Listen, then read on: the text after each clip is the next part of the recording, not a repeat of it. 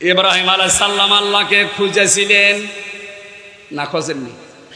প্রথমে চাঁদ দেখে মনে করেছিলেন এইটাই আমার খোদা, এটাই আমার আল্লাহ। যখন ডুবে গেল বলছে না, সে ডুবে যায়, ও আমার মালিক হতে পারে না। তারকা দেখার পরে মনে করলেন না, এটা আমার মালিক হবে। যেই ডুবে গেল বলছে না, আমি মানি না। সূর্য দেখার পরে বলে বিশাল, এইটাই আমার মালিক হবে। যেই ডুবে গেল সন্ধ্যাবেলা বলে না, এটাও আমি মানি না।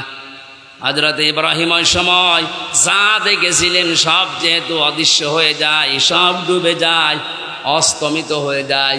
তিনি তখন জাতির সামনে দাঁড়িয়ে ঘোষণা দিয়েছিলেন, ইন্নী ওয়াজ্জাহাতু ওয়াজহিয়া লিল্লাযী ফাতারাস সামাওয়াতি ওয়াল আরদা হানিফা ওয়া মা আনা মিনাল মুশরিকিন। জোরে বলেন।